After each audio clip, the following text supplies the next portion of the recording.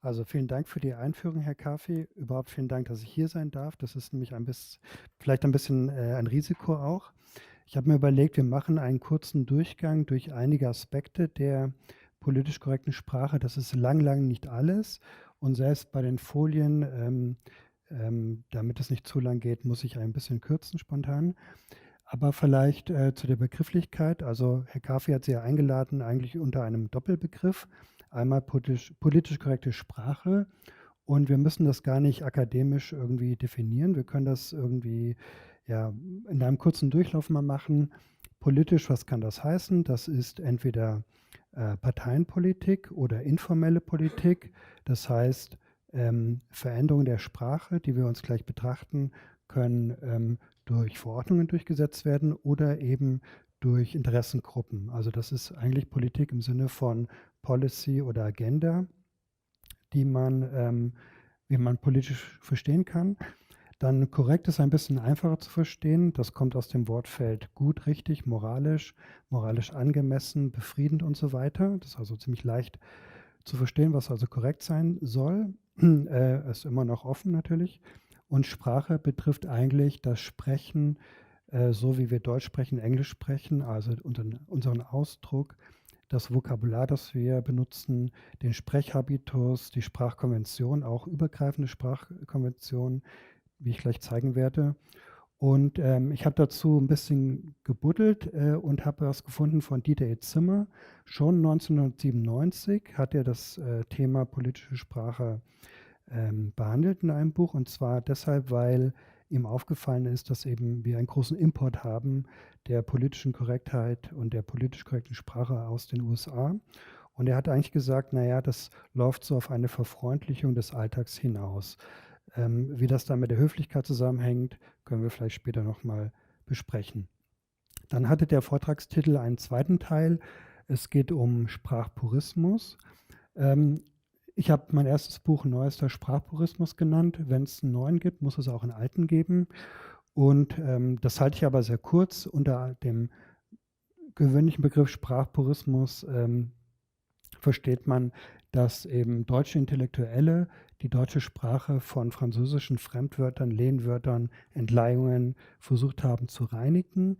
Das wird ganz stark in Verbindung gebracht mit Deutschtümelei, aber es ist nicht so ganz klar. Es sind erstmal sehr verschiedene Autoren und zum Beispiel Heinrich von Stephan, also Postmeister, der hat versucht, eher so didaktisch die französischen Begriffe zurückzudrängen, um das ganze Postwesen verständlicher zu machen. Also wir haben ja heute zum Beispiel das Bestreben nach leichter Sprache und das war damals auch schon so. Gut, aber uns geht es auch um den neuen Sprachpurismus. Das bedeutet eine Reinigung der Sprache von, jetzt kommt's, diskriminierendem Vokabular und damit haben wir schon die Sprechweise der politisch Korrekten übernommen. Oder wir können auch sagen, ja, es geht nicht nur um Reinigung der Sprache, sondern auch um die Verwendung von positiven Wörtern, das, was man Gutsprech nennen kann, also um irgendwie die Sprache aufzupolieren. Wir fangen an mit einem Komplex, den Sie am besten kennen und mit dem Sie schon in Berührung gekommen sind, nämlich mit der Zensur. Also es werden Ausdrücke problematisiert. Sie sehen auf der linken Seite einen Ausdruck oder ein Wort oder eine Begrifflichkeit, ja, Entschuldigung, die, die problematisiert werden. Und meistens tritt eine Ersatzform oder eine zweite oder vielleicht sogar noch mehrere, die dazu führen, dass man eben sagt, dieses Wort soll benutzt werden. Ich werde ein paar Beispiele jetzt bringen. Zum Beispiel das Wort Reichskristallnacht ist mündlich überliefert, ja, Berliner Schnauze sozusagen, wird als verharmlosend empfunden, weil es sozusagen sehr bildhaft ist. Es hat Reich in der Begrifflichkeit für, was die Nazis eben verwendet haben, und Kristall als verharmlosender Begriff, dass eben nur Scheiben zu Bruch gegangen wären. Deswegen hat man dann sehr schnell Reichspogromnacht gefunden. Pogrome ist das russische Wort eben für Verwüstung. Man hat eben gesagt, ja, das ist eigentlich von dem, ja, es ist zumindest ähnlich wie russische antijüdische Vorgänge. Und man hat aber immer noch Reich als Wort da drin. Deswegen ist man weitergegangen und hat gesagt, wir nennen das November Pogrome. November, dann ist es gut für die Erinnerungskultur zu sagen, das war eben November 38. Und auch die Gesellschaft für deutsche Sprache hält Pogrom für das angemessenere Wort. Man will also eine Begrifflichkeit, die möglichst neutral ist oder vielleicht auch didaktisch und die nichts mehr mit nationalsozialistischen Sprechen zu tun hat. Auch das Wort Machtergreifung gibt es, es wird auch problematisiert. Der Historiker Norbert Frey hat gesagt, dass es gebräuchlich war im Nationalsozialismus, aber eben seltener wie man denkt. Dann gibt es das Wort Machtübernahme, das auch im NS schon gebräuchlich war, aber während Machtergreifung so dieses dynamische Sprechen hat der nationalsozialistischen Sprache, das ist bei Machtübernahme ein bisschen gemildert, aber es geht eben politisch korrekter. Man sagt Machtübergabe. Damit schwingt mit, dass eben Hindenburg Hitler die Macht übergeben hat. Und das ist der Begriff, der heute überwiegend verwendet wird. Also mein persönlicher Eindruck. Ich kenne aber auch zum Beispiel Historiker, vor allen Dingen YouTube-Videos, die reden durchaus von Machtübernahme. Gut, es sind noch andere Wörter. Wir nehmen vielleicht mal den Ausdruck Hysterie. Man sagt, das ist frauenfeindlich. Es gibt eine Ersatzform aus der Medizin, histrionische Persönlichkeit oder Persönlichkeitsstörung, je nachdem. Das Wort histrionisch muss man wirklich nachschlagen, das heißt sowas wie theatralisch. So, und jetzt kann man sich fragen, ist das überhaupt eine passende Ersatzform? Denn das könnte ja genauso gut ein Frauenstereotyp sein. Ich persönlich denke, dass man Hysterie durchaus sagen kann. Es gibt sogar Textbelege während des Nationalsozialismus. Da hat man Hitler als einen hysterischen Mann bezeichnet. Und das ist also durchaus übertragbar, dieses Wort, weil es eben abgekoppelt ist von seinem Ursprung. Andere Wörter, also ein ganzes Wortfeld wird problematisiert von den politisch korrekten Sprechern. Ureinwohner, Eingeborene, Indios und Indianer.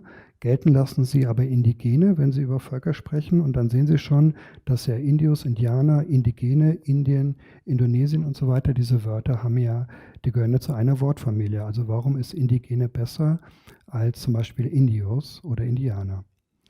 Es gibt natürlich auch Wörter, die so problematisch sind oder als solche gelten, dass man sie ganz weglässt. Das wären jetzt zum Beispiel Fremdbezeichnungen. Wildes, durchaus abfällig, Hottentotten oder Kanaken. Zum Teil Eigenbezeichnungen, die schlecht geworden sind, zum Teil wirkliche Kolonialbegriffe. Das Problem ist, dass es nicht funktioniert. Sie kommen wieder. Und ich habe in der Jugendsprache Belege gefunden, also die sagen durchaus Kennex, wenn sie Ausländer meinen. Und das gibt es auch in 2 Schreibweisen. Also das ist nicht wegzukriegen eigentlich. Oder was mir untergekommen ist, man möchte nicht über primitive Völker sprechen, man benutzt den Ausdruck primigen. Da sehen wir wieder, die Wortverwandtschaft ist so ähnlich, dass das primigen auch sehr schnell negativ werden könnte. Gehen wir mal ein auf Eskimo und Eskimos, das vertiefe ich später noch. Da wären Ersatzformen Inuk, Inuit und Inupiat. Die Unterscheidung soll sein zwischen grönländischen Bewohnern und nordamerikanischen Bewohnern oder wenn es geht, die Eigenbezeichnungen zu benutzen. Jetzt überspringe ich etwas, ich gehe zu einem ganz heiklen Wortfeld und ich muss es einfach mal aussprechen. Neger, Negro, Negride, Nigger, Moor, Bimbo, farbiger Schwarzer, alles was mit dunkelhäutigen Leuten zu tun hat, das sind Abwertungswörter. Das ist noch ein bisschen komplizierter, das sage ich gleich. Die Ersatzform ist Afro, man hat also Afroeuropäer oder Afroamerikaner gesagt. Das wurde auch wieder ausrangiert, weil man gesagt hat, naja, die Leute aus der Karibik, die haben vielleicht keinen Ursprung in Afrika. Und normativ ist es dann, dass man die Eigenbezeichnungen verwenden soll. Da wäre dann People of Color zu sehen oder zu nennen. Das haben Sie sicherlich mitbekommen. Das ist also aus der Schwarzrechtsbewegung, Black Lives Matter Bewegung entstanden. Man findet in der Literatur schwarze Person unbedingt S Großschreibung oder als metasprachliches Signal N-Wort, dass man eben sagt, naja, wenn ich über das Wort rede, dann benutze ich es gar nicht. Zweifellos wird es natürlich wieder ins Bewusstsein treten. Und jetzt gehe ich mal kurz nochmal auf das Wortfeld ein. Wenn man das untersucht, dann muss man ja ein bisschen tiefer forschen, sage ich jetzt mal, und sich nicht gleich festlegen, dass diese Ausdrücke negativ sind. Gibt es verschiedene Meinungen dazu, aber es gibt auch sehr schöne Geschichten dazu, nämlich zum Beispiel sagen Rechte, also ich habe rechte Literatur untersucht und die sagen, Neger ist überhaupt gar nicht diskriminierend, sondern das ist in der Bundesrepublik, hat das die Rolle Neger übernommen und das sei wirklich diskriminierend. Ich bin nicht ganz einverstanden, ich habe es nicht weiter verfolgt, aber ich weiß, dass es die Meinung gibt. Es gibt aber auch eine interessante Gegenmeinung. Es gibt eine amerikanische Schriftstellerin, Carson McCulloch, die hat ja das Buch geschrieben, Das Herz ist ein einsamer Jäger, und dort steht, sie lässt eine Figur sagen, die spricht zu einer anderen Figur und die sagt, hey, warum benutzt du immer das Wort Neger? Sag doch Nigger, das ist viel besser, viel familiärer. Das sind Schwarze, die dort reden. Also man findet das durchaus in der Literatur. Dann haben sie noch, also das ist eigentlich ein Klassiker der Zensur oder der politischen Korrektheit, wenn der Negerkuss zum Schokokuss wird. Klassiker, weil es schon so alt ist. Aber wir haben auch den Mohrenkopf-Papagei, der zum Senegal-Papagei wurde. Und das ist deshalb problematisch, weil natürlich dieser Papagei nicht nur im Senegal ist. Wir haben es gleich mit den schwierigen Wörtern. Ich will noch mal eingehen auf die älteren Begrifflichkeiten. Muselmann, Mohammedaner, Moslem, Muslimin. Im Arabischen gibt es kein U, deswegen kann man sagen, ist der Muselmann eigentlich schon auch irgendwie schlüssiger so, wenn man sich der Ursprache oder der originalen Sprache angleichen will. Auf jeden Fall wurde aus Muslim Muslim und aus Muslimen wurde Muslimin. Eben die Umstellung auf U, also sprachgetreuer, aber immer noch mit deutscher Endung. Und deswegen benutzen wir heute Muslim und Muslima als wirklich politisch korrekte Wörter. Gehen wir mal schnell zur dritten Welt. Das ist so ein typischer Begriff. Der wird abgelehnt, weil er eine Hierarchie suggeriert. Erste Welt ist oben, dritte Welt ist unten. Deswegen hat man in den 80er Jahren Schwellenländer gesagt und heute findet man in den Atlanten Länder des Südens oder eben auch globaler Süden. Gut, vielleicht noch die zwei letzten unten, weil das eigentlich für einen Linguisten schon interessant ist. Die Ausländerbehörde soll nach dem Vorschlag einer Aktivisten-Willkommensbehörde werden. Und das hat nicht so Furore gemacht, aber was in den Medien war Mitu Sanya mit dem Vorschlag, Vergewaltigungsopfer Erlebende zu nennen. Das wurde skandalisiert, thematisiert und auch verballhornt. Aber wir sehen schon, dass es eben Aktivisten gibt, die das wirklich ernst nehmen mit dem Verändern. Ja, letztes Jahr internationale offizielle Änderung, der südafrikanische Korallenstrauch, Erythrina caffra, negativ wegen dem Kufar, also der Bezeichnung für Nichtmuslime. Man hat einfach das C weggenommen und deswegen wurde daraus Erythrina afra als offizielle Nomenklatur. Ja, dann hat die politisch korrekte Sprache ein Faible für lange, komplizierte Wörter. Die Tagesmutter darf nicht mehr Tagesmutter heißen, sondern heißt Kindertagespflegeperson. Person ist wirklich ein Dauerbrenner in der politischen Korrektheit. Das wird gerne benutzt. Die Menopause wurde zur zweiten Pubertät umgedeutet und die Monkeypox zur Mpox wieder durch Zensur durch Wegnahme. Wobei dieses verkrüppelte Wort Mpox zeigt ja dann immer noch an, dass es zensiert wurde. Das ist auch ganz interessant. Dann vielleicht noch in der Mitte der Volkspark Priesnitz in Dresden. Das ging auch durch die Presse. Er sollte in Priesnitzer Park Nord umgewidmet werden. Da hat man wohl zurückgerudert. Ich habe es neulich nochmal gecheckt. Man hat gesagt, dass es wäre nur intern angedacht gewesen. Aber man sieht schon auch wieder, Volk wird weggenommen, despektierlich wegen Volk und Volksgemeinschaft und so weiter. Da gibt es auch eine lange Debatte. Aber interessanter vielleicht ist noch, dass bei der Ersatzform dieses Nord dazu kam. Also das ist wirklich so Verwaltungssprache. Das Spiel Völkerball wird diskutiert als kolonial und so weiter. Man hat aber das noch nicht umbenannt. Also ich habe jedenfalls keinen Begriff gefunden, der so länger sich hält. Okay, das war die Zensur.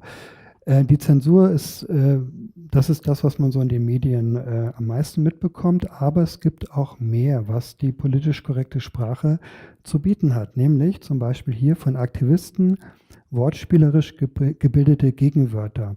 Auf der linken Seite sehen Sie Wörter, die entweder neutral sind, das soll die Null sein, oder negativ und dann auf der rechten Seite positiv. Wir nehmen die ersten beiden, der Wutbürger wird zum Mutbürger und die Wut im Bauch wird zum Mut im Bauch. Das war, glaube ich, mal auch ein Logo beim Grünen Parteitag.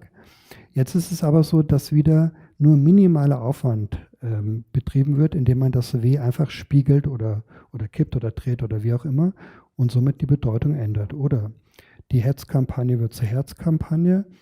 Oder ich glaube, es war ein feministischer Regisseur, der hat Heldendrama statt Heldendrama inszeniert. Also feministische Interpretation der Nibelungen.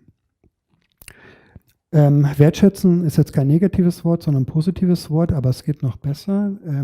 Die Kampagne Zukunft Schwammstadt macht daraus Wertschützen, auch ein Wortspiel, auch nur eine Veränderung im Umlaut. Bei Rewe hören Sie immer noch in der Durchsage umdenkbar statt undenkbar. Also für Rewe ist nichts undenkbar, also es bezieht sich natürlich auf Ökologie. Aus dem Englischen herausgenommen haben wir übernommen statt Heroes die Sheroes, also auch Frauen können Heldinnen sein. Und die History wurde zu Her Story, auch Frauen erzählen ihre Geschichte bzw. machen Geschichte. Und engstirnig, da gibt es das Pendant weitstirnig, das hat der Kulturweit-Freiwilligendienst im Internet stehen. Das Weit aus dem Firmennamen wird übernommen in das weitstirnig. Und eng und weit sind wirklich Pendants, aber eigentlich haben sie nie daran gedacht, dass das Gegenwort zu engstirnig, weitstirnig sein könnte. Sie haben immer gedacht, das ist sowas wie Aufgeschlossenheit oder open-minded. Aber bei diesen Wortspielereien geht es oft um passgenaue Symmetrien. Hier ist nochmal ein Wortspiel aus dem Alltag, immer noch im Umlauf. Ja, ich werde also als Tasche wieder zurückkommen. Das findet man zuhauf, also da hätte ich sehr viel mehr Beispiele nehmen können. Gehen wir jetzt mal in das Gutsprech hinein. Gutsprech bedeutet einfach, man benutzt überwiegend positives Vokabular, besonders dann, wenn es eine neutrale oder eine eher negative Doublette gibt oder Alternative. Wenn Sie ein Problem haben in der Firma, sagen Sie vielleicht, wir sind problemorientiert oder sachorientiert, aber eben lösungsorientiert wäre dann so, ja, teilweise typische Werbesprache, aber eben Gutsprech, weil es die Lösung direkt in unseren Kopf hineinsetzt. Anschlussbildungen gibt es dann auch noch ganz viele, also zukunftsorientiert, gemeinwohlorientiert, werteorientiert und so weiter. Sie kennen, glaube ich, von Baerbock werteorientierte Außenpolitik oder sowas Ähnliches, habe ich schon wieder vergessen. Hier geht es darum zu zeigen, dass eben positiven Wörtern der Vorzug gegeben wird, aber was spricht eigentlich gegen sachorientiert oder sogar problemorientiert arbeiten? So, ich habe mir die Mühe gemacht, dass die positiven Wörter, die verwendet werden, mal genauer zu untersuchen und das Ergebnis war, es gibt Wörter, die aus sich heraus positiv sind, zum Beispiel Liebe, Geborgenheit, Entlasten, gut, besser, bestmöglich und so weiter. Die sind natürlich beliebt im Gutsprech, sage ich jetzt mal. Es ist so, dass die Liebe ein gutes Wort ist und auch die Sache bleibt gut, auch unter negativen Umständen. Also wenn Ihr Feind Sie liebt, dann ist das vielleicht sogar noch besser, als wenn Ihr Freund Sie liebt. Deswegen kann man dieses Wort nicht negativ machen. Und auch der Gutmensch ist ja eigentlich ein guter Mensch. Und das Gut in dem Wort Gutmensch wird nicht wirklich negativ, es wird einfach nur karikiert. Das heißt, diese Wörter die kann man nicht negativ machen. Anders als die Wörter der zweiten Spalte, die sind nämlich nur assoziativ positiv. Das sind eigentlich Sachwörter und die werden dann mit guten Ideen verknüpft, wie zum Beispiel Grün, also grüne Partei, grüne Umweltpolitik und so weiter. Und natürlich können diese Wörter ganz schnell auch ins Negative verkehrt werden von den politischen Gegnern, also grüne Sekte zum Beispiel oder grüne Inflation. Die sind also nicht so sattelfest, diese Wörter. Dann haben wir zum Beispiel Gewinnfaktor Pfarrer, das kann auch ein anderer Gewinnfaktor sein. und so weiter. Also es gibt sehr viele Wörter, die aus Sachbereichen kommen und positiv gemacht werden. Dann haben wir Wörter, die positiv sind, aber mit normativer Kehrseite. Zum Beispiel Liebe hat nichts Normatives, Sie können jemanden lieben oder nicht. Aber Respekt, Courage, Konsens oder wie es bei den Aktivisten oft heißt, Haltung zeigen, Beitrag leisten, Zeichen setzen, das sind Wörter, die positiv sind im Sinne der Agenda, aber unbedingt etwas Normatives ja, dazu sagen, also einen gewissen normativen Druck aufbauen, mitzumachen. Und natürlich jedes dieser Wörter oder die meisten dieser Wörter stehen in Wortfeldern. Es reicht, wenn wir uns unten rechts das betrachten, zum Beispiel das Wort Wert. Das erscheint dann in Komposita wie wertvoll, werterhaltend, wertegeleitet, wertebasiert oder werteorientiert. Ja, es war irgendwas mit wertegeleitete oder wertebasierte Außenpolitik. Diese Vokabeln zirkulieren und wir benutzen sie auch alle. Und ein Beispiel dafür wären die Gesetzestitel der Ampelregierung, der letzten Regierung. Da geht Gutsprech und Bürokratiesprech zusammen. Sie sehen auf der linken Seite Minus, da gibt es eigentlich keinen Eintrag. Diese Gesetze können keinen negativen oder keinen schlechten Namen haben oder keine negativen Assoziationen hervorrufen. Die nächste Spalte ist gut, dann kommt eine neutrale Spalte und dann können Sie beliebig viele Gutwörter hinein machen und natürlich auch, da es sich um Gesetze oder Verordnungen handelt, den normativen Bestandteil nehmen. Also ich lese doch mal kurz vor, Gute Kita-Gesetz, Transparenzgesetz, Transparenzverordnung, qualifiziertes Aufenthaltsrecht und ganz unten gibt es sogar zwei normative Bestandteile, Lieferketten, Sorgfaltspflichtengesetz. Ja, also diese Gesetzestitel sind nicht nur lang, sie sind eben auch geprägt von Gutsprech, das muss man schon sagen. Und vielleicht können Sie mal darauf achten, wie Herr Merz das jetzt in Zukunft machen wird, ob er dieses Vokabular übernimmt. Jetzt gehen wir mal ein bisschen tiefer rein in die Problematik der Eigenbezeichnungen. Politisch korrekte Aktivisten sagen, man soll gewisse Wörter nicht verwenden. Das sind hier drei sogenannte Xenonyme, das heißt Fremdbezeichnungen, wie die Deutschen andere Gruppen versprachlichen. Zigeuner darf man nicht sagen, dafür die Eigenbezeichnungen, eben Roma, Sinti, Jenische und so weiter. Eskimo darf man nicht sagen, das hatte ich schon gezeigt.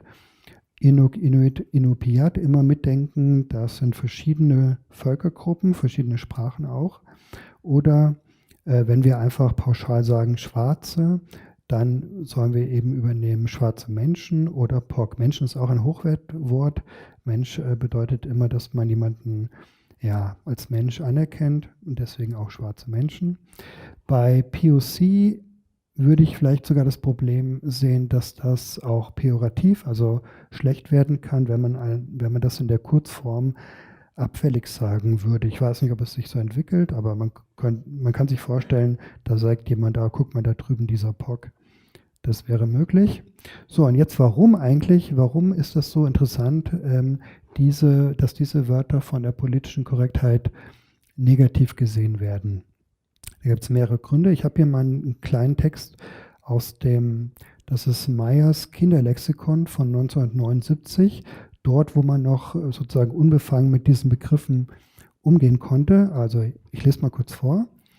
Im eisigen Norden von Amerika und auf Grönland leben die Eskimos. Sie jagen Seehunde und fangen Fische. Im Sommer leben sie im Zelt, im Winter in einer Schneehütte, dem Iglu. Sie haben Boote, die mit Fellen bezogen sind. Die Boote der Männer heißen Kajak, die der Frauen Umiak. Ja, in diesem Text kommt eigentlich kein negatives Stereotyp vor, aber die politisch Korrekten sagen ja Eskimo, das ist nicht differenziert genug, das ist ein Fremdbegriff, der wird übergestülpt diesen Völkern, von denen hier die Rede ist, sind also zwei verschiedene Länder oder Landesteile. Deswegen muss man dort differenzierter formulieren, aber im letzten Satz wird es ja auch schon gemacht. Allein die Unterscheidung Kajak, also Umiak haben Sie wahrscheinlich noch nie gehört, ja, den Unterschied, aber den gibt es wohl. Dasselbe für Zigeuner, hier mit einem Bildstereotyp. Ich lese mal kurz vor. Und da merken Sie auch gleich, warum die Korrekten das eben nicht wollen, dieses Wort. Am Stadtrand lagern Zigeuner auf einer Wiese. Sie haben ihre Wohnwagen, in denen sie immer unterwegs sind, abgestellt und feiern zusammen ein Fest. Sie sitzen beim Essen um ein Feuer herum. Ein Zigeuner spielt sehr gut auf der Geige. Das Fest macht allen großen Spaß. Ja, es ist ein Kinderlexikon, deswegen gibt es nichts Negatives darin, sondern es macht allen großen Spaß. Erinnert aber auch ein bisschen an das Gutsprech von heute. Es ist stereotyp. Es wird eben gesagt, dass sie immer mit dem Wohnwagen herumziehen. Aber es gibt, das muss man auch hinzufügen und das muss man auch sehen, neben positiven Stereotypen gibt es hier kein negatives Stereotyp, also kein Diebstahl oder so. Und ich habe sehr viele moderne Romane gelesen. Da werden Volksgruppen dargestellt, ohne das Wort Zigeuner oder Sinti oder Roma zu nennen. Aber die werden immer noch so dargestellt, dass sie eben stehlen. Das ist ein Bild, das hat mir Herr Norman Ortmann zur Verfügung gestellt. Zigeunerkommissar Rudolf Gohmann, Elisabeth Gohmann. Ich selber kann das nicht einordnen, aber das wäre ein Beispiel dafür, dass eben von der betroffenen Gruppe selber das Wort Zigeuner durchaus verwendet wird. Das muss ich aber so nur dahingestellt sein lassen, weil ich das nicht jetzt erforscht habe oder so, aber es wäre eben ein Beispiel dafür, dass dieses Wort durchaus auch öffentlich präsent ist, eben auch als Bezeichnung. Ich weiß nicht, was ein Zigeunerkommissar ist, aber es wird wahrscheinlich nicht Schlechtes sein. Die Probleme bei der Benennung von Gruppen, also von Bevölkerungsgruppen, setzen sich fort bei Benennungen von Ländern. Es gibt Vokabular, das entweder alt ist oder politisch inkorrekt oder eben beides, meistens eben beides.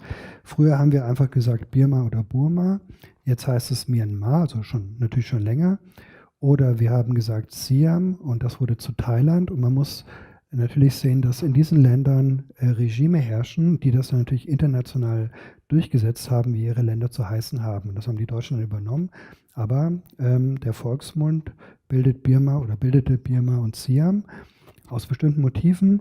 Und diese Wörter kehren auch wieder. Die sind nicht tot zu kriegen. Zum Beispiel Gärten von Siam, Bezeichnung für Wokgemüse. Es kommt also wieder immer denn, wenn etwas verklärt wird. Gut, wir sagen standardmäßig Japan, aber nichts spricht dagegen, dass wir Nippon sagen, denn das ist im Japanischen das Nihon. Die sagen Nihon zu ihrem Land und das Nippon ist eben eine lautliche Variante davon, deswegen spricht nichts dagegen. Seit der Ukraine-Krieg tobt, gibt es die Forderung der Korrekten, dass man eben Kiew ukrainisch schreiben und vielleicht auch ukrainisch aussprechen soll. Widerspruch, sie wollen nicht, dass man es auf Kyrillisch schreibt. Und auch das Wort Tschechei, da gibt es auch einen Wikipedia-Artikel dazu. Dieses Wort ist auch problematisiert worden, wahrscheinlich wegen Hitler oder den Nationalsozialisten, aber auch Anna Haag, das war ja eine Tagebuchschreiberin im Nationalsozialismus, hat durchaus Tschechei gesagt. Und wir sagen ja auch Slowakei, Türkei und so weiter. Also dieses Toponym Ei ist durchaus präsent. Also spricht nichts dagegen, Tschechei zu sagen. Und man muss ja nicht zwangsläufig an Hitler denken. Ja, was gesagt werden soll. 2 Beispiele auf der linken Seite. Man soll sagen Niederlande. Aber was wir wirklich sagen, ist Holland. Auch dann, wenn wir Niederlande sagen, finden wir auch bei Anne Frank. Im Tagebuch finden wir durchaus den Begriff Holland, wenn sie die ganzen Niederlande meint, und bei Etty Hillesum. Ein anderes Wort, das problematisiert wurde von Luise Pusch. Sie sagt, amerikanisch sei ein arrogant vereinnahmendes Wort. Das ist aus dem älteren Essay, glaube ich aus den 80ern. Und das Fokuswort, das genaue Wort, wäre eben US-amerikanisch. Jetzt gibt es Wörter, über die man sich streiten kann. Sagen Sie zum Beispiel, jemand hat einen Migrationshintergrund oder jemand hat eine Migrationsgeschichte. Und wo wäre da der Unterschied für Sie? Also lange Zeit hat man gesagt, jemand hat Migrationshintergrund. Irgendwann hat man umgestellt auf Migrationsgeschichte. Wahrscheinlich ist es einfach dynamischer oder es gehört in das Bedeutungsfeld, dass jemand seine Geschichte erzählen kann, seine Familiengeschichte und so weiter. Mittlerweile werden beide zugleich benutzt. Auch bei den Rechten gibt es diese Probleme der Dubletten. Sie kennen vielleicht die identitäre Bewegung. Die sagen, wir identifizieren uns eben mit Deutschland oder Österreich. Deswegen nennen die sich selber Identitäre und eine andere Gruppierung nennt sich dann die Eigenen. Die bevorzugen einfach das deutsche Wort. Die sagen, warum sollen wir ein Fremdwort benutzen, wenn wir Deutsche sind? Bei der Flüchtlingsdebatte, also ich sage jetzt mal bei der akademischen Flüchtlingsdebatte, geht es darum, ist das Wort Flüchtling oder auch Asylant, sind diese Wörter negativ? Und jetzt haben wir diese Dubletten, also da haben wir noch viel mehr. Wir haben Flüchtling neben Migrant, sodass eigentlich jeder aussuchen kann, was er benutzt, aber es wird halt problematisiert einerseits, auf der anderen Seite wird gesagt, Flüchtling ist zum Beispiel nicht abwertend. Noch interessanter ist der Streit, der auch bei Konservativen geführt wird. Zum Beispiel, ich habe jetzt den Namen vergessen, aber es gab eine, die gesagt hat, das Wort Antisemitismus sei nicht geeignet, es sei zu verschleiernd und man müsse konkret Judenhass sagen. Ich bin eher der Auffassung, dass beide Wörter okay sind im Gebrauch und jedes hat seinen Vorteil und seinen Nachteil. Zum Beispiel sehe ich bei Antisemitismus nicht, dass es irgendwas verschleiert. Da würde man, wenn man so sich die europäische antijüdische Geschichte bewusst macht, schon auch natürlich direkt verstehen, dass es nicht um Semiten allgemein geht, sondern eben um Juden. Außerdem steht das Wort in der Reihe von Ismen, die eigentlich die politisch Korrekten bedienen, Rassismus, Antifeminismus und so weiter. Von daher ist es gut in diese Reihe eingegliedert und Judenhass hat auch eine eigene Reihe. Man spricht ja auch von Frauenhass, also Hass gegen Frauen oder Hass gegen Minderheiten. Das ist also durchaus etabliert. Es gibt aber Leute, die debattieren das, sie finden das eine richtiger als das andere. Aber die Sprache, das ist jetzt der Stand, hat eben beides. Die politisch Korrekten können manchmal ein Problem bekommen, wenn sie ihr negatives Wort, wenn das wieder auftaucht. Also negative Wörter, die politisch korrekt nicht haben wollen, wären Gastarbeiter, zum Beispiel, weil sie sagen, ja, die Gastarbeiter haben sich ja integriert in die deutsche Gesellschaft. Sie sind eben nicht nur Gäste gewesen, sondern Mitarbeiter, zum Beispiel am Aufbau der Bundesrepublik. Und die politisch Korrekten bekommen ein Problem, wenn sie dieses Wort, das sie eigentlich nicht wollen, dann benutzen für das Gastarbeiterdenkmal. Das ist ja angedacht, genau auch unter diesem Begriff. Ja, Sinti- und Roma-Verbände sagen, Zigeuner soll man nicht sagen und sie sagen auch auf ihren Webseiten, das Wort Zigeuner erscheint wieder in dem Wort Antiziganismus. Wir prangern Antiziganismus an. Wir müssen es eigentlich verwenden. Wir haben im Moment noch keine bessere Ersatzform. Also so steht das dann auf der Webseite. Oder das Wort Neger darf nicht gesagt werden, aber natürlich das Wort für die Befreiung der Schwarzen in Afrika, Negritud, ist sagbar und transportiert natürlich auch schon wieder die Ursprungsbedeutung des Wortes. Ja, ich habe mich beschäftigt mit Alliterationen. Alliterationen, also gleiche Wortanfänge oder gleiche Wortanfänge und Silbenanfänge. Und habe herausgefunden, dass dieses Wort diese stilistische Strategie der Alliteration eine unglaublich große Rolle spielt eigentlich in der politisch korrekten Sprache, auch in dem, wie politisch korrekte Leute sprechen. Ich lese mal kurz ein paar Wortalliterationen vor. Der Wertewesten, die frische Formel, das kommt eher aus der Werbung. Die Friedensformel ist so Zelensky, der das gesagt hat. Go Green, der Wehrwille wird wieder debattiert. In der Ökologie die Nullnutzung von Ressourcen oder die Netto-Null. Dann wird ein Rechtsruck in Deutschland beklagt, teilweise auch ein Linksruck, aber Rechtsruck ist eben durch Alliteration gefestigt. Und die Rechten selber auf ihren YouTube-Kanälen und in Büchern reden von Mietmäulern und eben von Messermännern und benutzen eben auch die Strategie der Alliteration. Das wird noch ein bisschen deutlicher, wenn man die Alliteration in Sätzen betrachtet. Hass und Hetze ist das, was wir alle kennen, was in den Medien gesagt wird, Hass und Hetze von rechts, von der AfD und so weiter. Dann haben wir noch Slogan wie mit Hirz, Herrn und Haltung, mutiges Miteinander. In der Schulesoterik finden wir fordern und fördern, schützens- und schätzenswert. Also ja, okay. Also ich habe Kontakte zu Lehrern und die benutzen das wirklich und ich falle immer aus dem Stuhl. Also, oder die Henriette Reker mit ihrem einer Armlänge Abstand, das ist ja eigentlich auch eine Alliteration. Wohlstand ist weniger haben wir noch und die interessante Sache, dass die Linken immer sagen, ja, die Rechten, die haben nur einfache Antworten auf komplexe Probleme, aber wir Linken haben die Simple Solutions. Um das nochmal ein bisschen zu fokussieren, wie wichtig die Alliteration ist, bleibe ich mal dabei.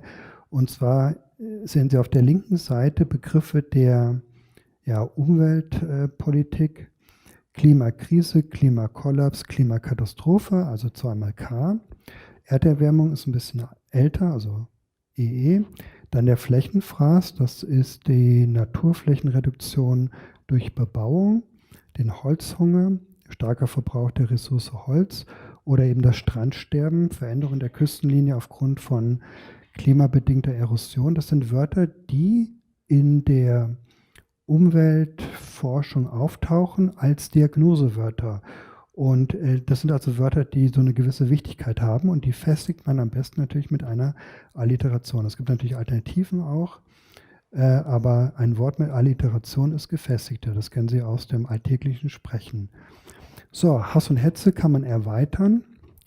Der Joachim Scharlot, das ist eher ein linker Linguist, also jemand, der die Sprache der Rechten untersucht, der hat in seinem Buch dann die Alliteration Hass und Hetze fortgeführt als Hass, Hetze und Häme. Damit ist er natürlich festgelegt auf ein weiteres H-Wort und kann sich dann nicht befreien aus diesem, aus dieser, wie soll ich das sagen, aus diesem Zwang, die Alliteration zu benutzen. Und bei Kai Knifke, also jetziger Intendant des SWR, kommt es dann noch schlimmer. Er hat mal geschrieben, ich glaube auch über die AfD, sie verbreite Hass, Hetze und Halbwahrheiten. Und hier sieht man, dass der Schuss nach hinten losgeht, denn er hätte vielleicht sagen wollen, dass die AfD Unwahrheiten verbreitet, aber jetzt sind es eben nur Halbwahrheiten. Und dass die Alliteration wirklich ein Bildungsmuster sein kann, sieht man hier an dieser Formel PX plus Papers. Also alles, was irgendwie mit Paper zu tun hat, irgendwelche Leaks oder so, wird dann mit Alliteration versprachlicht. Wir hatten also mal die Pentagon Papers 1971, dann die Panama Papers schon 2016, irgendein Vorfall in Österreich, der mit Papagei Papers, irgendein Plagiatsfall betitelt wurde, dann die Pandora Papers, das glaube ich auch ein Steuerleak. Und die Bild hat dann gedichtet Panikpapier für das Maßnahmenpapier des RKI. Ja, weil die Formel so auch präsent ist im kulturellen Gedächtnis, würde ich mal sagen. Es gibt noch viel mehr Bildungen. Ja, die politisch Korrekten haben die Tendenz, etwas auszunutzen, was unsere Sprache an sich hat, nämlich die Kompositionsfreudigkeit. Damit kann man unglaublich viele Wörter bilden und auch schwemmen. Ich glaube, wegen der Kürze der Zeit reduziere ich das mal. Sie sehen ja, welche unglaublichen Möglichkeiten es gibt, allein Wörter mit Klima zu bilden. Vielleicht noch kurz auf die Wende. Wir hatten die Wende als Paradigma 1989, Mauerfall, und dann natürlich Anschlussbildungen wie Wärmewende, Kriegswende, Klimawende, Wirtschaftswende, noch von Lindner letztes Jahr gesagt. Das geht aber auch auf Englisch mit Game Changer. Und die Wende hat natürlich das Problem, dass sie irgendwie nur einmal stattfinden kann, einmal nur etwas Großes sein kann. Ja, wenn es keine Kriegswende gibt, also diese Sachen sind immer in der Zukunft als groß angekündigte Maßnahmen oder Ereignisse. Oder die Welle, Dramaturgie, wir hatten gehabt Grippewelle, Corona-Welle, Sie können sich erinnern, aggressive Zinswelle, Sanierungsbugwelle gefällt mir sehr gut, also Deutschland kann nicht seine Infrastruktur retten. Diese Wörter werden sozusagen geschwemmt. Achso, vielleicht eine Sache noch wichtig. Man kann noch sagen, dass so ein Kompositor ein Themen- und ein Fokuswort hat. Zum Beispiel Klima ist das Thema, das große Thema. Und jetzt in dem Wort Klimakrieg ist es so, dass dann fokussiert wird auf ein Unterthema. Man sagt eben, heute werden Kriege geführt, nicht nur weil die Menschen irgendwie Idioten sind, sondern weil sie durch Klima, durch Hitze angestachelt werden oder weil sich die Ressourcen durch die Klimaerwärmung ändern und deswegen führen sie Kriege. Und deswegen kann sich das Thema Klima eigentlich mit allem verbinden. Ja, auch so ein unschuldiges Wort wie Reh kann sehr aktiv werden. Ich hatte vor, das vorzulesen, aber ich lasse es mal. Sie sehen schon, dass bei dem Wort Reh, also jetzt die ersten 3 Zeilen sind der Umweltpolitik geschuldet, gibt es auch sehr viele Möglichkeiten, das zu benutzen. Es wird auch gemacht, bis hin Reh in den politischen Bereich, zum Beispiel die Meldestelle Respect oder andere Bildungen. Oder das beliebte Wort Pro.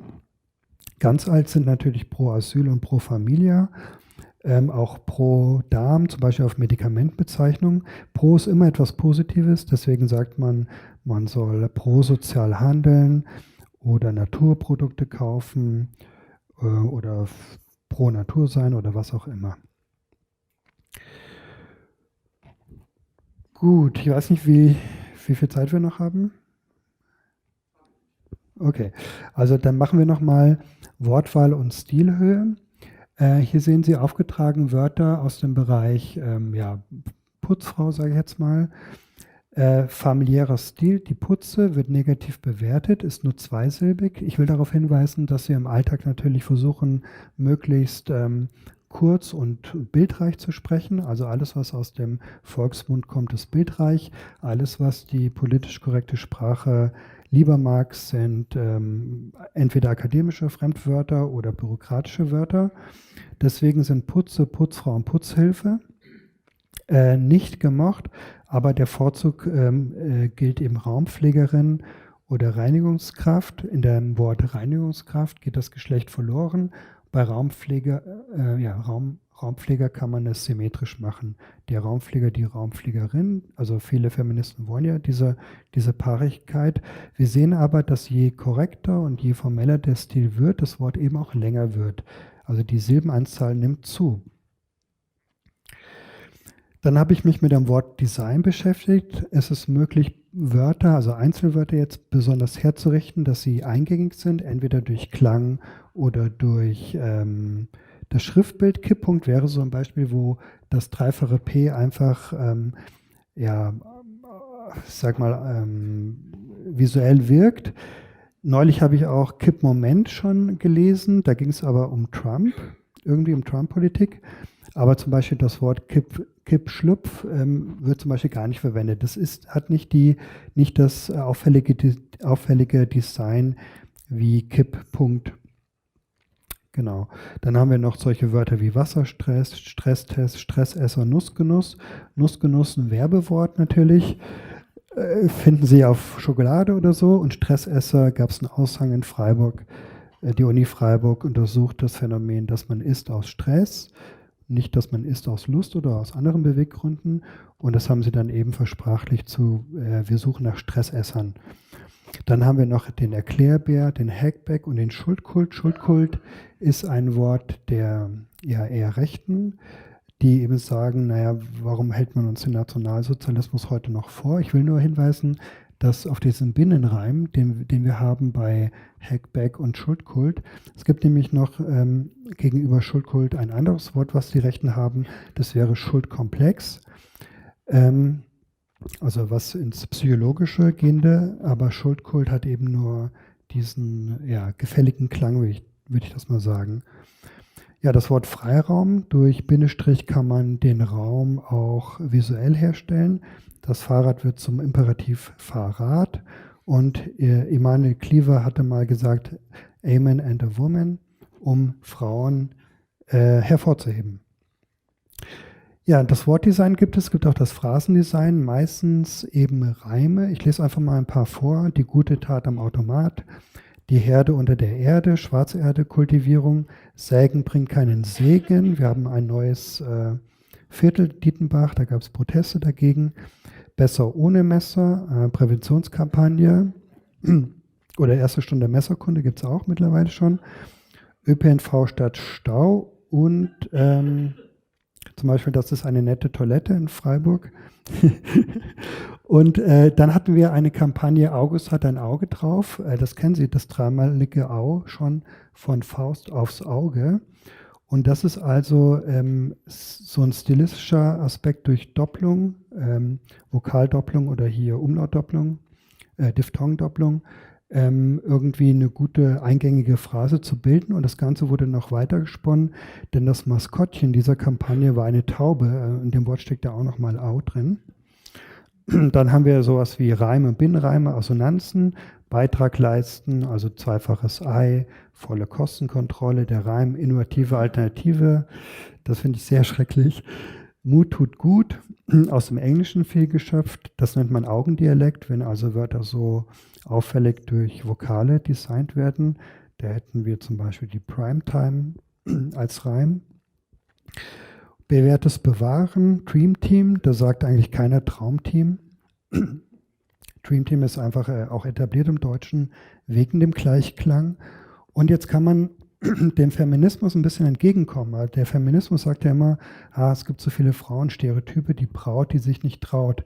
Das wäre dann ein Frauenstereotyp, gefestigt eben durch den Reim, aber natürlich hindert nichts, dass man sagt, der Bräutigam, der sich nicht traut.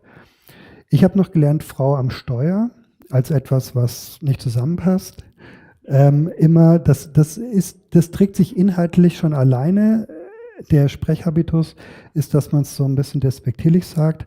Und ich habe erst spät gemerkt, dass man da auch drauf reimt. Also Frau am Steuer, Ungeheuer kannte ich noch nicht.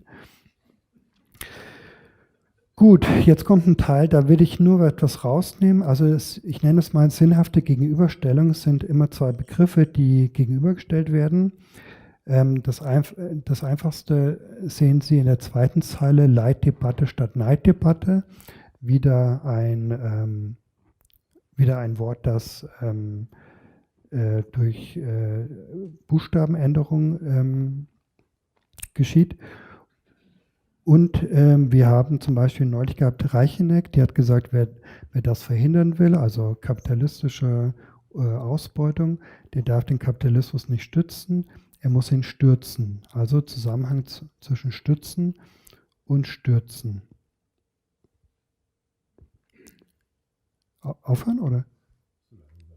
Okay. Ja, ich versuche mal was raus, was vielleicht noch interessant sein kann. Ja, nehmen wir mal das hier, das ist dann schon gegen Ende. Wir hatten über Lexikon gesprochen, über die Wörter, aber wir können auch über das Denken ein bisschen sprechen. Hier sehen wir ein Bildstereotyp, Eisbär auf der Scholle.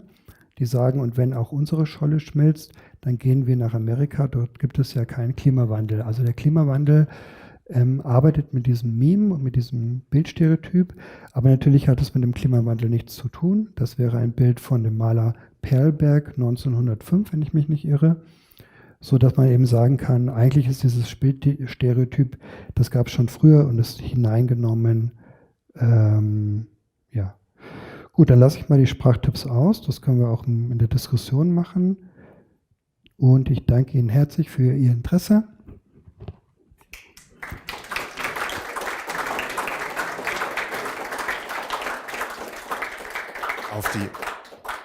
Auf die Sprachtipps habe ich mich jetzt fast noch gefreut. Oh.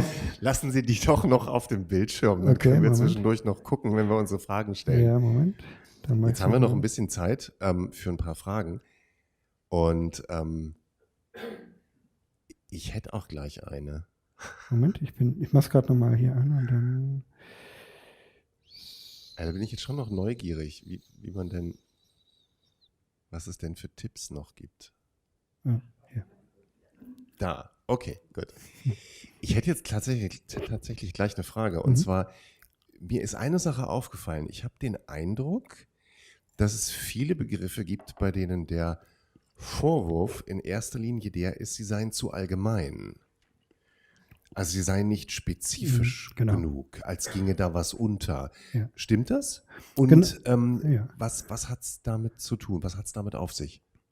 Zum Beispiel wäre diese Wörter, die ich genannt habe, also Volksgruppenbezeichnungen, wir sind ja in einer eingeschränkten Perspektive. Wir gucken ja auf die Welt sozusagen vom Kleinen ins Große und deswegen bilden wir uns Wörter, die ein bisschen global sind und pauschalisierend. Das ist aber so, dass es für uns eben einfacher ist. Wir haben zum Beispiel den Begriff Schwarzafrika. Wir wissen nicht, wie weit das reicht. Er meint eben derjenige Teil von Afrika, wo dunkelhäutige Menschen leben. Und natürlich der Begriff Schwarzafrika differenziert nicht die Länder. Und bei den Ländern, bei den afrikanischen Ländern, dann auch nicht mehr Regionen. Und es ist halt so, dass der Anspruch kommt, also wir sehen in die Welt, wir bilden unsere Begriffe, die möglichst einfach sein sollen. Und die Leute, die wir sprachlich benennen, haben ihre eigenen Begriffe. Und wenn sie dann politisch mündig werden, sage ich jetzt mal, dann sagen sie, naja, wir bezeichnen uns so und ihr müsst das halt übernehmen. Und das ist aber sprachintern so, dass die Sachen immer allgemein sind und schwammig. Also auch Wörter wie Wiesen und andere Sachwörter sind immer allgemein.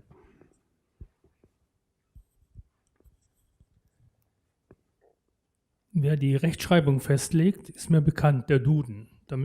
Das kann ich nachvollziehen, welche Personengruppe es ist, wie das Procedure ist. Wer legt eigentlich die korrekte Sprache fest? Gibt es da eine Gruppe? Sind das wilde Behauptungen? Ein Beispiel, ich bin von meiner Sozialisation her, ist der Begriff Moor absolut positiv. So als Kind, Sarotti Moor, Mohrenkopf, also ausgesprochen positive Assoziationen.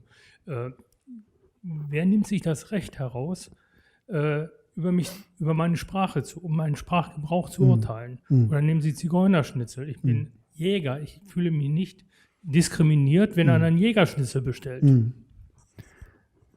Also das ist tatsächlich so, dass es gibt eben keine Instanz, aber es gibt immer Versuche, eine Instanz zu werden.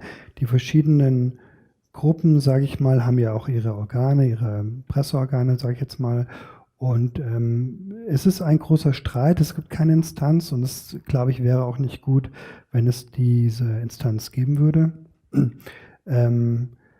Und ich meine, allein durch den Wechsel, wir sehen ja, dass Wörter problematisiert werden, dann gibt es eine Ersatzform und diese wird wieder problematisiert. Das zeigt an, dass die ganze Sache von verschiedenen Akteuren ständig, täglich bearbeitet wird. Ja, es gibt keine Instanz. Und es wäre auch wahrscheinlich nicht wünschenswert, wenn es eine solche Instanz geben würde. Aber es sind einfach verschiedene Gruppen. Die einen haben ja Antirassismus als Thema, die anderen haben Ökologie als Thema, Feminismus als Thema. Und sie versuchen eben durch Sprache ihre Ideen also in den öffentlichen Diskurs zu bringen eigentlich.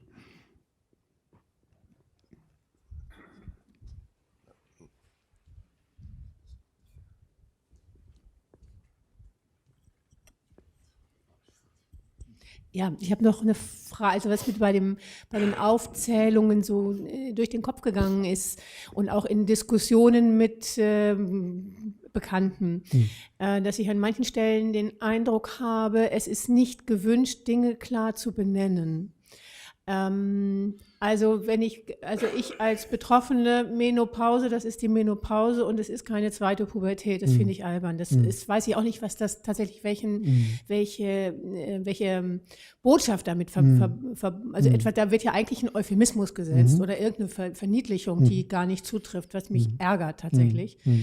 Und andere Dinge sind aber auch, dass Dinge wie Behinderung, Körperausmaße oder so als solche von manchen Menschen nicht mehr als solche benannt werden dürfen. Also die Idee gegeben wird, das nicht mehr zu tun, sondern man muss das eben wolkig umschreiben.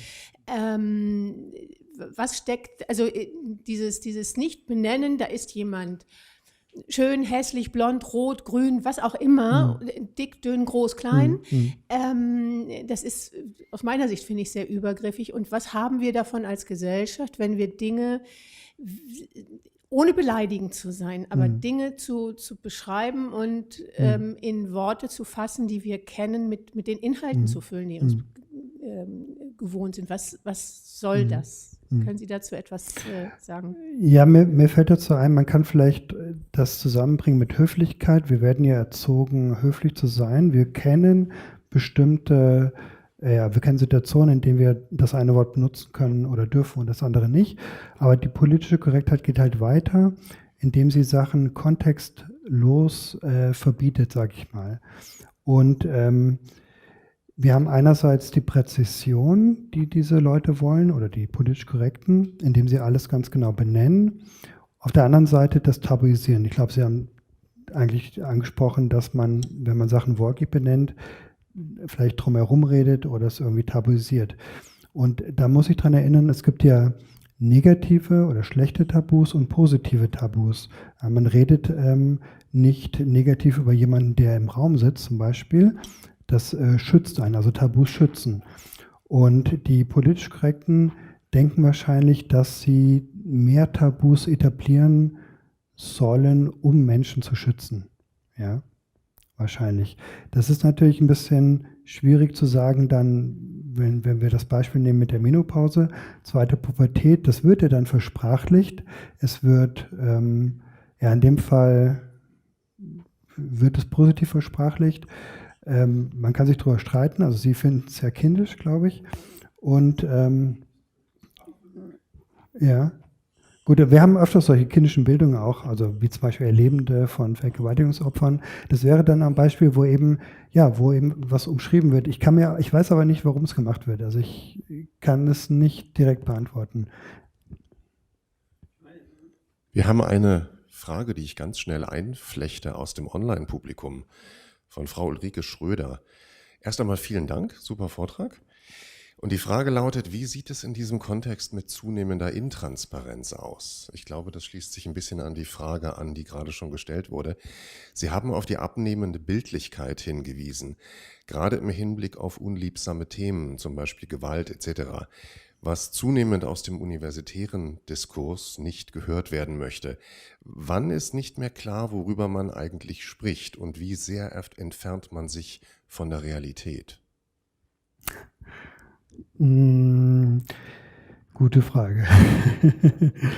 Also vielleicht allgemein, wie Sprache funktioniert. Wir benennen ja immer nur Teile der Sprache. Es gibt einen Freiburger Linguisten, der hat gesagt, mit einem Wort wird immer nur ein Stück Wirklichkeit benannt. Und man kann das ja auch verschieden machen. Also es gibt ja zu einem Gegenstand, sage ich jetzt mal, oder zu einer Sache sehr viele Dubletten. Also da gibt es schon meistens eine ganz große Auswahl, wie Sie etwas benennen können. Ich bin mir nicht ganz sicher, ob ich die Frage verstanden habe. Ich würde sagen, in diesen akademischen Diskursen ist es so, dass verunklart wird es durch sehr viele Moden. Man weiß deshalb nicht, was gesagt wird, weil man nicht weiß, was up-to-date ist. Ja, das hatten wir besonders mit diesen Eigenbezeichnungen bei transidierten Menschen, aber wir haben es eigentlich auch bei Begriffen wie benenne ich etwas. Die grundlegenden Benennungen, so wie sie aus der Mitte der Gesellschaft kommen, werden abgelehnt. Ja. Die Akteure sind Akademiker, die wahrscheinlich wollen, dass ihr Vokabular benutzt wird einfach. Ja. Also der Hintergrund sind immer soziale Werte, jemanden schützen, aber die Mittel scheinen mir überzogen zu sein, sodass es eben zu diesen Unklarheiten kommt. Was mir aufgefallen ist in dem Vortrag, es ging sehr viel um sich über diese Formulierungsbemühungen lustig zu machen, sozusagen. Was mir ein bisschen zu kurz kam, ist, dass es Ausnahmen bestätigt die Regel, immer eigentlich meistens eher um eine Nicht-Diskreditierung oder eine wie auch immer, eine Genauigkeit in der Sprache gibt zum Beispiel. Also politisch korrekt ist ja schon korrekt drin. Manche Dinge sind in der Volkssprache, wie Sie sagen, zu kurz gefasst. Also es ist einfach ungenau, es ist einfach nicht richtig, also nicht korrekt, im wahrsten Sinne des Wortes. Also Sie meinen im Sinne von unsachlich? Nein, unsachlich nicht, sondern sachlich? nicht treffend, sondern verkürzend, in den Wortsinn verkürzend. Und in dieser Verkürzung die Kommunikation findet ja trotzdem statt. Also man kann ja trotzdem mit verkürzten Begriffen aber in der Verkürzung in der Verkürzung liegt ja auch ein viel Falschverstehen. Was ich festgestellt habe in Gruppen, die sich wirklich darum bemühen, wirklich was ich bei Ihnen als Kritik festgestellt habe, also wahrgenommen habe zumindest, sie bemühen sich dann in diesen Foren zum Beispiel, wo ich dann unterwegs bin, jeden Menschen, der da ist, wertzuschätzen und auch Rücksicht darauf zu nehmen, wenn die sagen, ich möchte nicht so und so genannt werden, sondern so und so. Also was ja letzten Endes nicht schwierig ist, dieser Bitte zu entsprechen. Ich denke, wenn ich hier im Saal anfange, von Kartoffeln zu sprechen oder von Allmanns oder von fetten Menschen oder von, ne? Das ist beleidigend. Das ist einfach keine schöne Benennung. Das ist erstens inkorrekt, zweitens diffamierend und drittens, ja, einfach nicht nett. Das andere, was mir aufgefallen ist, ist, dass der rechte Teil der Bevölkerung viel mehr Probleme damit hat als die Linke, haben Sie ja selber schon gesagt. Der rechte oder rechtsextreme Teil der Bevölkerung fällt mir insbesondere auf durch eine Verkürzung, Verknappung, wie soll ich sagen, also nicht zu Ende gedacht. Das, was dann gesagt wird, Stammtischbaron ist ein Stichwort sozusagen. Das geht ja in die ähnliche Richtung. Man sagt etwas, was ganz einfach ist. Ich sage halt Neger oder wie auch immer man das sagen will. Das ist einfach vielfach einfach nicht treffend. Und anschließend daran vielleicht die Frage, ist Ihnen das schon aufgefallen, dass zu Ihren Vorträgen vielleicht eher Leute kommen, die das genau richtig finden, dass man das viel einfacher sagen sollte? Oder ich will nicht sagen, dass das ist ja der erste Vortrag. Simplifizierende Betrachtung von Dingen bevorzugen? Ich habe ja vor allen Dingen jetzt Schlagwörter gebracht. Also Verschlagwortung gibt es auf der linken und auf der rechten Seite. Und in meinen Büchern gibt es noch auch mehr Vokabular von den Rechten, die teilweise aber auch das Gutsprech übernehmen. Ich glaube schon, dass mit den Wörtern, die sozusagen aus dem Schoß der Sprechergemeinschaft kommen und von einem durchschnittlichen Deutschsprecher beherrscht werden, dass diese Wörter zwar nicht präzise sind, vielleicht auch nicht sachlich genau, aber dass das in der Kommunikation nicht unbedingt eine Rolle spielt, sondern dass auch ein Verständnis trotzdem geschehen kann. Das ist zum Beispiel, nehmen Sie mal die Problematik Fräulein und Frau. Ja, also da wird ja gesagt, Fräulein soll man nicht sagen. Okay, also Fräulein ist sowieso ein Wort, was aus der Sprachgemeinschaft selber ausstirbt und nur in Sonderkontexten noch benutzt wird. Deswegen ist das bei den politisch Korrekten so ein bisschen Nachtreten. Aber wir haben ja auch beispielsweise die Problematisierung des Begriffes Frau, Omi und Mutter und zum Beispiel jetzt Muttertag. Und das sind ja Wörter, die nicht angreifbar dadurch sind, dass man sagt, sie sind irgendwie unsachlich, sondern sie sind halt im Gebrauch. Und die Wörter, die im Gebrauch sind und sich halten und die auch eine Geschichte haben, funktionieren in der Sprachgemeinschaft immer.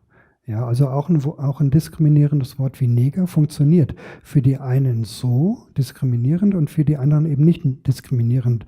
Und dann treffen sich Leute, die unterschiedliche Ansichten haben und dann kommt es zum politischen Streit. Aber ich würde das nicht festmachen an den Worten. Die Worte sind auch ohne sachliche Korrektheit oder andere Aspekte immer in Funktion. Man kann immer etwas verstehen und wenn man es nicht verstehen kann, dann kann man nachfragen, dann kann man es präzisieren, man kann etwas umdefinieren, man kann etwas anders sagen. Wir haben ja eine unglaubliche Plastizität im Deutschen, dass wir einen Begriff, den jemand entweder nicht versteht oder sachlich nicht in Ordnung findet, den nochmal irgendwie ersetzen. Das ist durchaus möglich.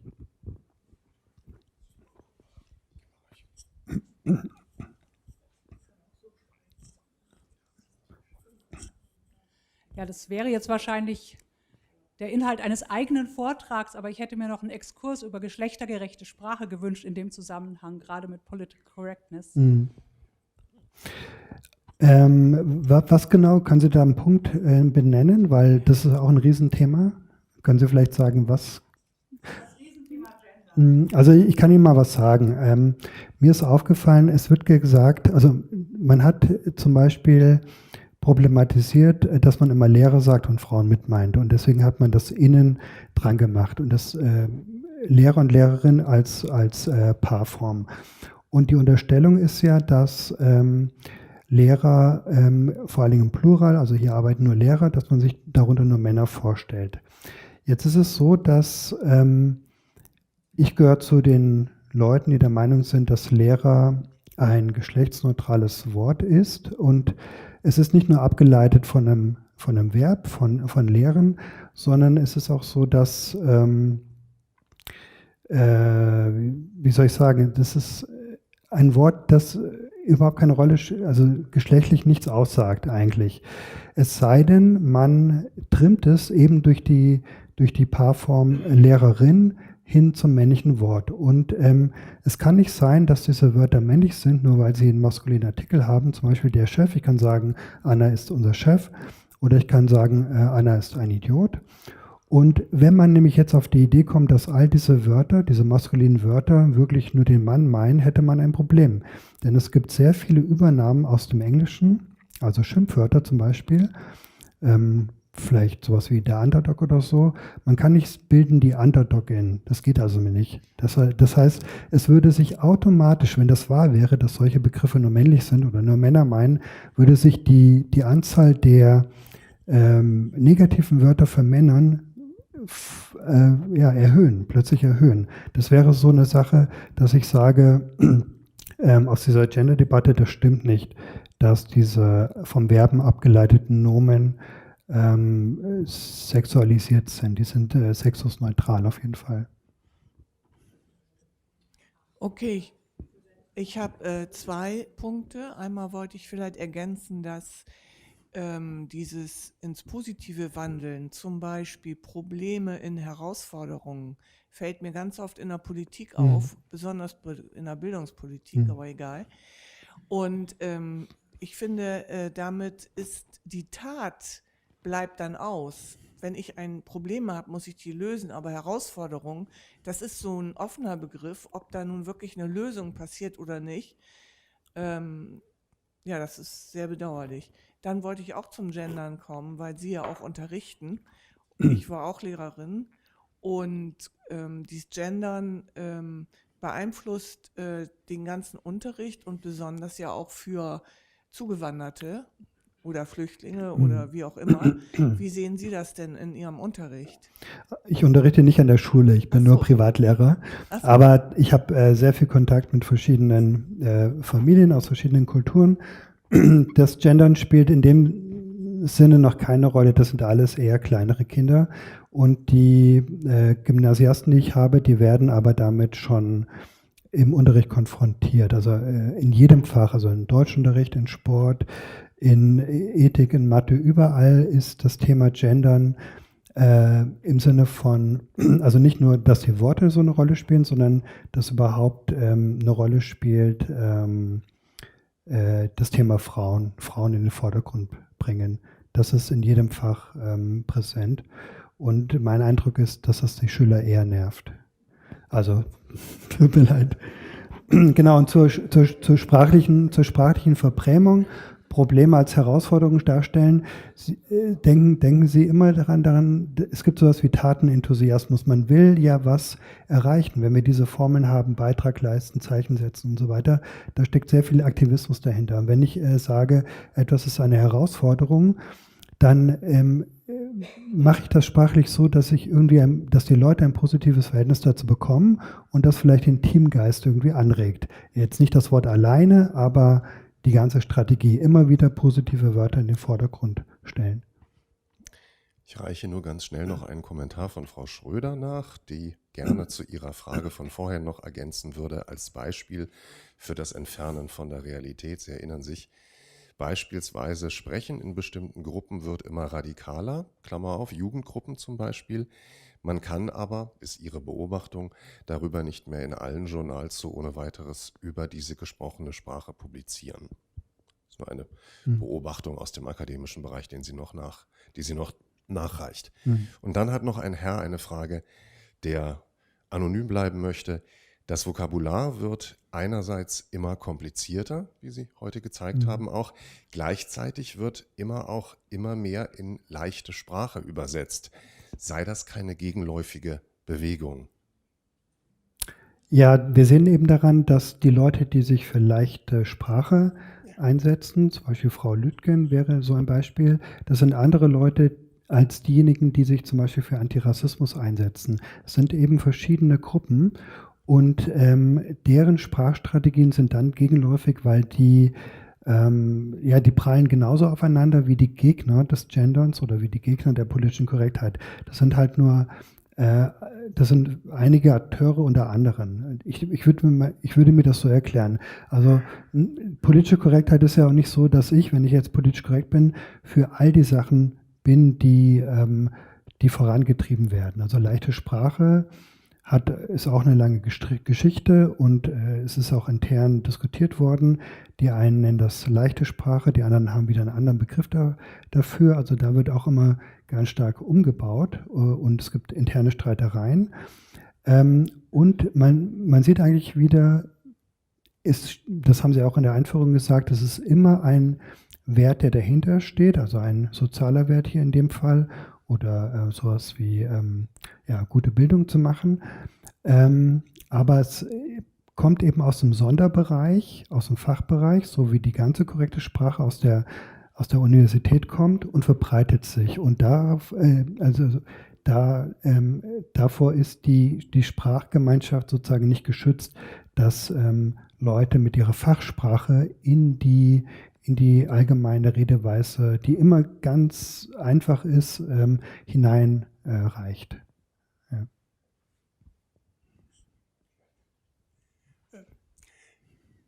Ich gehöre zu der Generation, die häufig umlernen musste.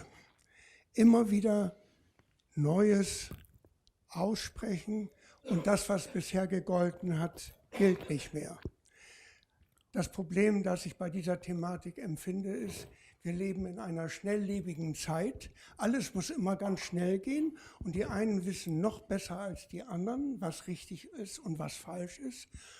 Und die etwas mehr Zeit brauchen, um das zu verarbeiten, um darüber nachzudenken, die bleiben auf der Strecke. Ich will ein persönliches Beispiel sagen. Ich gehöre zu einer Gemeinschaft, die es schon seit 1920 gibt und die damals natürlich einen anderen Namen hatte. Das war eine Diakonenbrüderschaft. Als im Laufe der vielen Jahre irgendwann Frauen dazu kamen, da wollten die natürlich nicht Mitglied einer Brüderschaft werden, sondern einer Gemeinschaft von Menschen und haben das sofort sehr forsch eingebracht. Und die alten Brüder waren gekränkt, haben sich nicht ernst genommen gefühlt mit ihrer Lebensgeschichte und so weiter. Ich versuche das jetzt knapp zu machen. Wir haben damals miteinander gelernt. Wir waren damals über 200 Mitglieder in der Gemeinschaft. Wir haben schmerzlich lernen müssen, dass wir nicht die schnelle Lösung finden, wo alle gleich zufrieden sind. Wir müssen, ich gebrauche jetzt mein Vokabular, wir müssen auch barmherzig miteinander umgehen. Das heißt, uns in den anderen hineinversetzen, verstehen, warum er oder sie es so möchte und nicht anders. Und wir haben dann eine Lösung gefunden, indem wir uns Zeit genommen haben für die Benennung. Und wir haben Formulierungen probiert mit dem Ziel, dass niemand aus dem Raum geht als Verlierer, aber auch niemand als Gewinner. Die Lösung war schließlich der dritte Versuch. Da haben wir den Kompromiss gefunden, in dem sich alle wiederfanden. Und heute heißt diese Gemeinschaft Diakoniekonvent. Da finden sich Männer und Frauen drin wieder. Da finden sich die wieder, die dichter dran sind und die weiter weg sind. Wir haben also eine Lösung gefunden, weil wir uns Zeit genommen haben. Und ich glaube, das müssen wir uns hier im Umgang mit diesem Thema selber abverlangen, dass wir nicht die schnelle Lösung wollen. Vielen Dank.